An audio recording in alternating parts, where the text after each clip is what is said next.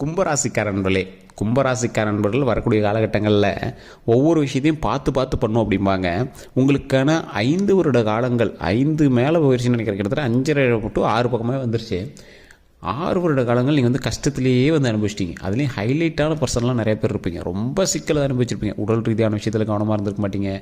மன ரீதியான விஷயத்தில் ஹாஸ்பிட்டல்லாம் துரத்திருக்கோம். உங்களை மாத்திரைகள் நம்ம முழுங்கிட்டு இருக்கக்கூடிய ஒரு காலகட்டமாக அமைஞ்சிருக்கும்.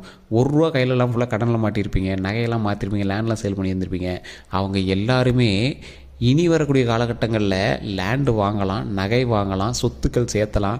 கடன் கொஞ்சம் அதிகப்படுத்தினாலும் அதற்கு தகுந்த மாதிரி வந்து சேவிங்ஸ் அதிகப்படுத்தலாம். கடவுள் உங்களுக்கு ஒரு பாடம் கற்பித்த காலகட்டங்கள் போய் அதை அந்த பாடத்தெல்லாம் கற்றுக்கிட்டு இப்போ எக்ஸாம் எழுதி அதில் வந்து பாஸ் ஆகக்கூடிய ஒரு காலகட்டத்தில் இருக்கீங்க. அதாவது வாழ்க்கையில் மனுஷனுக்கு ஒவ்வொருத்தனுக்கும் ஒரு டைம் வந்து பாடத்தை கற்பிக்கும் கடவுள். அந்த காலகட்டம் உங்களுக்கு நடந்துகிட்டு இருந்தது. ஸோ இன்னைக்கு காலகட்டம் வரைக்கும் ஒரு ஃபைனல் ஸ்டேஜுக்கு பக்கமாக வந்துட்டீங்க. அதோட ஆனிவர்சரிக்கு பக்கமாக வந்துட்டீங்க. அதாவது ஃபேர்வெலுக்கு பக்கமாக வந்துட்டீங்க. அதனால் ஒன்றும் பிரச்சனை கிடையாது. இத்தனை நாட்கள் பட்ட கஷ்டத்திற்கு கடவுள் உங்களுக்கு ஒரு விடிவு காலம் தரணுமில்ல. ஒரு ஆன்சர் ஷீட்டில் நீ கரெக்டாக தான் பண்ணியிருக்க, குட், வெரி குட், அந்த மாதிரி ஏதாவது ஒன்று போடணுமில்ல. நீ பாஸாக ஃபெயிலானு தெரியணுமில்ல. வச்சு செஞ்ச செய்கி நீ எப்படி சார் ஃபெயில் போடுவீங்க, அந்தளவுக்கு அவ்வளோ கஷ்டப்பட்டுருக்க சார் அப்படின்னு இருப்பீங்களே. இந்த சனி பயிற்சியை கடந்த கும்பராசிக்காரர்கள் இனி வாழ்க்கையில் எந்த ஒரு விஷயத்திற்கும் கவலைப்பட தேவையில்லை அப்படிங்கிறதான் ஒரு ரிசல்ட்டு. அற்புதமான காலகட்டம், வரக்கூடிய காலகட்டம். இப்போயும் உங்களுக்கு கொஞ்சம் ஓரளவுக்கு தெரிஞ்சிருக்கும். அதாவது சனிப்பயிற்சியில் 7.5 காலத்தில் 5 வந்து ரொம்பவே கொஞ்சம் கடினமாக இருக்கும். அது ஃபஸ்ட்டு 5 நீங்கள் தாண்டிட்டீங்க அப்படின்னா பிரச்சனையே கிடையாது. இல்லைனா பாதத்தில் வரும்போது சின்ன சின்ன ஜர்க்கு உங்களுக்கு கொடுக்க ஆரம்பிக்கும். உடல் ரீதியான உபாதைகள் உங்களுக்கு முன்னாடி இருந்திருக்கும்.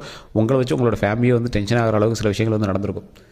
இந்த கும்பராசிக்காரர்களுக்கு மன ரீதியாகவும் உடல் ரீதியாகவும் மருத்துவ ரீதியாகவும் சின்ன சின்ன சிக்கல்களையும் சின்ன சின்ன வருமானத்தை வந்து லாக் பண்ணுற மாதிரி சில விஷயங்கள் பண்ணி கொடுத்துருந்துருக்கும். அதனால தான் வந்து நீங்கள் வந்து கஷ்டப்பட்டு இருந்திருப்பீங்க.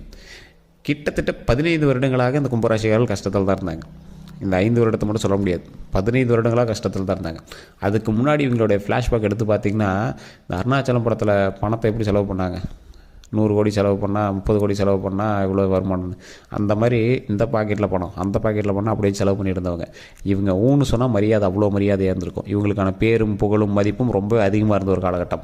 இந்த மாதிரி ஒரு காலகட்டத்தில் இருந்தவங்களுக்கு என்ன ஆச்சு ஏதாச்சுன்னு தெரியல. நடுவில் ஒரு கிரக மாற்றத்தினால எங்களை வச்சு செஞ்சு விட்ருச்சு. பேக்கெட்டில் ₹1 பணம் இல்லை, வருமானம் வராமல் இருந்திருக்கு. தொழிலில் ₹1 இன்னும் லாபம் வரல, சும்மாவே இருந்திருக்கு. தேவையில்லாத மற்றவர்கள்ட்ட கெட்ட பெயர்கள் அதிகமாக இருந்திருக்கு. உடல் ரீதியான விஷயங்களில் உபாதைகள் இருந்திருக்கு. அந்த குடும்பத்தில் இருக்கிறவங்களுக்கு உபாதைகள் இருந்திருக்கு. அந்த பிரச்சனைகள் எல்லாமே இனிமேல் சால்வ் ஆகுது. இதுக்கு மேலே பேக்கெட்டில் பணம் புரளும். அக்கௌண்ட்டில் அமௌண்ட் நிறைய ஏறிட்டே இருக்கும். சக்ஸஸ் ஏறிட்டே இருக்கும். தொழிலில் லாபம் பொங்கும். பயங்கரமான பேரும் புகழும் பயங்கரமான புகழ் கிடைக்கும். மகிழ்ச்சியாக இருப்பீங்க. உடல் ஆரோக்கியம் சூப்பராக இருக்கும். இதுக்கு மேலே உடல் ஆரோக்கியம், நீண்ட ஆயுள் உண்டு. குடும்பத்தில் இருக்கிறவங்களுக்கு உடல் ஆரோக்கியம், நீண்ட ஆயுள் உண்டு. கல்வியில் முதன்மை, தொழிலில் நல்ல லாபகரமான காலகட்டங்கள் இனி வரக்கூடிய காலகட்டங்கள். வண்டி வாகனம் வாங்கக்கூடிய நேரம், நிலபலன்கள் வாங்கக்கூடிய நேரம். நிலபலன்களுக்கு செக்யூரிட்டியாவது நீங்கள் வந்து போடுவீங்க. அதாவது கையெழுத்தாவது நீங்கள் வந்து போடுவீங்க. நிறைய வருமானம் பெறக்கூடிய ஒரு காலகட்டம். ஸோ சில நீங்கள் இழந்த சில விஷயங்கள், கஷ்டங்கள்லாம் நீங்கள் வந்து நிறைய பட்டிருப்பீங்க. அந்த கஷ்டங்களுக்கான தீர்வு அப்படின்னு சொல்லுவாங்க பார்த்தீங்களா, அதற்கான ஒரு காலகட்டமாக இந்த காலகட்டங்கள் அமையுது. ஒரு 40-50 வயசு இருக்கிறவங்களாம் தெரியும் அவங்க 15 வருஷத்துக்கு முன்னாடி எப்படி இருந்தாங்க அப்படின்னு. அப்படி இருந்தீங்கன்னா உண்மையாக இல்லையா, நான் சொன்னது உண்மையாக இல்லையான்னு கமெண்ட் செக்ஷனில் பதிவிடுங்க. அப்படி இருந்தவங்களாம் ஒரு அற்புதமான காலகட்டமாக அமையுது. வண்டி வாகனங்கள் வாங்கலாம். கண்டிப்பாக இந்த சக்ஸஸ் வந்து உங்களுக்கு கண்டிப்பாக உண்டு. வண்டி வாகனங்கள் கண்டிப்பாக கிடைக்கக்கூடிய ஒரு காலகட்டம். அதே போல் தொழிலில் நல்ல ஒரு முன்னேற்றம் கிடைக்கக்கூடிய ஒரு காலகட்டம். தொழிலில் ஒரு ஹைலைட்டடான பர்சனாக நீங்கள் வந்து மாறுவீங்க. தொழிலில் ஹைலைட்டட் பர்சனாக நீங்கள் வந்து மாறுவீங்க. தொழிலில் நீங்கள் ஒரு போட்டி இருக்குது, பொறாமல் இருக்குது அப்படின்னாலும் நீங்கள் வந்து ஒரு முன்னோக்கி நீங்கள் வந்து பிரயாணிப்பீங்க. தொழில் நல்லா முன்னோக்கி வரக்கூடிய ஒரு காலகட்டமாக அமையுது. அதே போல் இந்த ராசிக்காரர்கள் எப்பேற்பட்டவர்களாக இருந்தாலும் சரி, இந்த ராசிக்காரர்கள்கிட்ட கேட்டு தான் பழைய விஷயங்கள் பண்ணியிருப்பாங்க. இந்த காலகட்டம் உங்கள்கிட்ட கேட்டு இனிமேல் எல்லாருமே பண்ணுவாங்க. உங்களுடைய ஐடியாலஜி பழசில் வந்து நீங்கள் இறங்கி வேலை செய்ய மாட்டீங்க. ஐடியாலஜி தான் வந்து பேசும். இந்த இடத்துல இப்படி பண்ணுடா அப்படின்னு சொன்னால் சக்ஸஸாக மாறும். உங்கள் முன்னாடி கை கட்டினோம்னா இப்போ நடுவில் சில காலகட்டங்களில் உங்களை வந்து எதிர்த்து பேச ஆரம்பிச்சிருப்பான். இனிமேல் அவனுமே உங்களோட பேச்சை கேட்க ஆரம்பிப்பான். நீங்கள் சொன்னது கரெக்டு தான் அப்படின்னு உங்கள் பேச்சு கேட்க ஆரம்பிப்பான். உங்கள் பேச்சு கேட்டு பண்ணால் கொஞ்சம் விஷயங்கள் நல்லா நடக்குது அப்படின்னு கேட்க ஆரம்பிப்பான். உங்களுடைய ஐடியாலஜி தான் வந்து எல்லா இடத்துலையுமே பேசும். இந்த கும்பராசியில் பொறுத்தவங்க கண்டிப்பாக ஏதோ ஒரு கன்ஸ்ட்ரக்ஷன் சம்மந்தப்பட்ட விஷயத்தில் ஈடுபட்டிருப்பாங்க. உடனே கோயில் கட்டியிருப்பீங்க, கோயிலுக்கான பிளானியாவது கொடுத்துருப்பீங்க. ஏதோ ஒரு விஷயத்தில் வந்து நீங்கள் வந்து ஈடுபட்டிருப்பீங்க. இந்த ராசிக்காரர்கள் அற்புதமான காலகட்டமாக வரக்கூடிய காலகட்டங்கள் இருப்பதால் ஒவ்வொரு விஷயத்தையும் தேர்ந்தெடுத்து செய்யுங்க. இதை இப்படி பண்ணணும், இதை இப்படி பண்ணணும், இதை இப்படி பண்ணணும் அப்படின்னு ஒவ்வொன்றையும் தேர்ந்தெடுத்து பண்ணுங்கள்.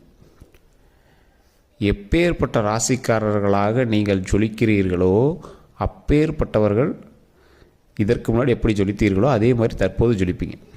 இந்த 5 வருட காலம் உங்களுக்கு பாடம் கற்பிச்சிச்சு. அந்த பாடத்துலேருந்து நீங்கள் வந்து சக்ஸஸ் வந்து மீட் பண்ணிட்டீங்க. பாயிண்ட் 1, 18 வயதுக்கு உட்பட்ட குழந்தைகள் கல்வி சம்மந்தப்பட்ட விஷயத்தில் கொஞ்சம் கவனமாகவே நீங்கள் பண்ணுங்கள். ஏன்னா இன்னும் கொஞ்சம் ஒரு 2 வருட காலங்கள் பக்கமாக இருக்குது. கல்வி சம்மந்தப்பட்டமான விஷயத்தில் இப்போ நீங்கள் எடுக்கிற ஸ்டெப்பு அவுட்புட் வந்து அப்புறம் தான் காட்டும். ஸோ அதனால் இந்த அவுட்புட்டை கொஞ்சம் பார்த்து பத்திரமாகவே நீங்கள் வந்து படிக்க ஆரம்பிங்க. நல்ல காலம் பிறந்துருச்சு அப்படின்னு ரொம்ப ஆடக்கூடாது.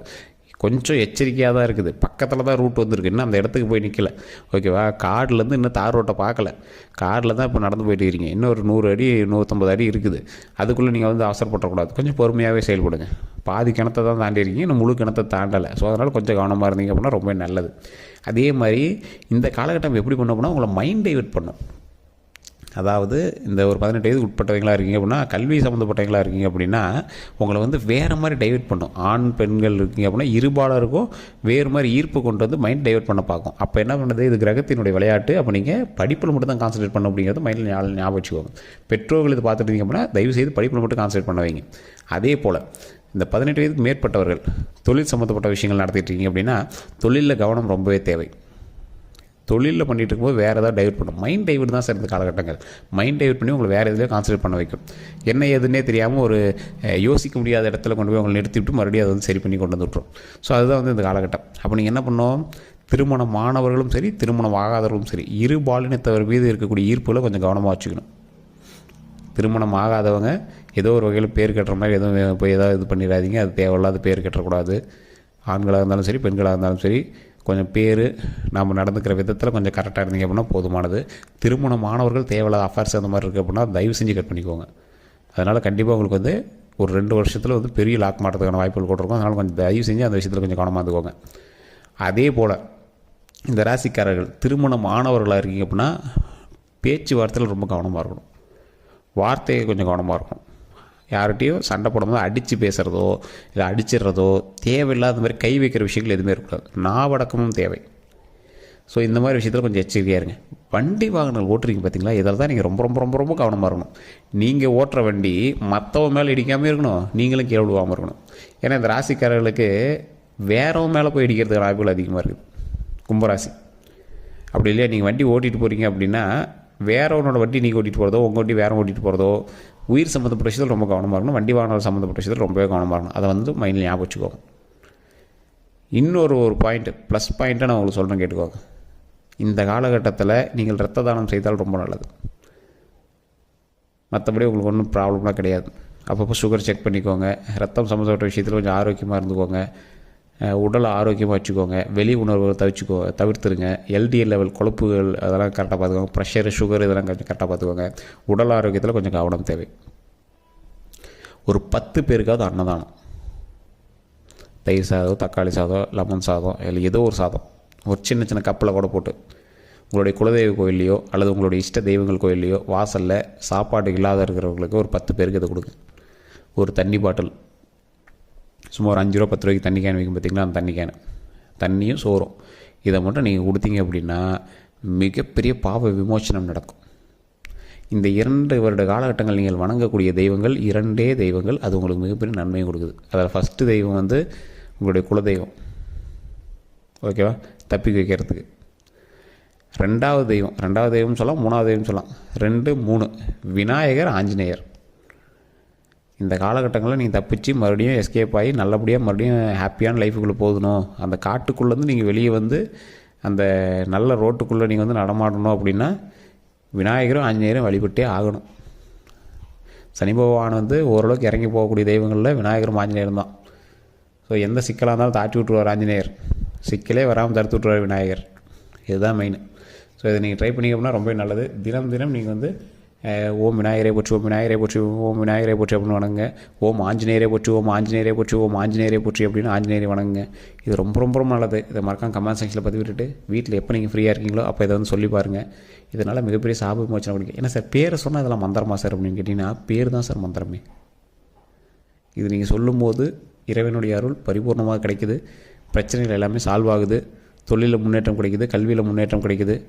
எப்பேற்பட்டவர்களாக இருந்தாலும் சரி அதன் மூலமாக சக்ஸஸ் கிடைக்கிறது தான் மெயின். ஸோ நீங்கள் இந்த விஷயத்தில் மட்டும் கவனமாக இருங்க. டாக்குமெண்ட் சம்மந்தப்பட்ட விஷயத்தில் கவனமாக இருங்க. நிலப்படங்கள் வாங்கக்கூடிய ஒரு காலகட்டம். அதனால் டாக்குமெண்ட்டு இதெல்லாம் இப்போ நீங்கள் என்ன ஸ்டெப் எடுக்கிறீங்களோ அதெல்லாம் 2 வருஷம் கழிச்சு பிரதிபலிக்கும். ஸோ அதனால் கொஞ்சம் பார்த்து அந்த எல்லா விஷயத்தையும் கொஞ்சம் கான்சன்ட்ரேட்டிவாக பண்ணிங்க அப்படின்னா ரொம்பவே நல்லது.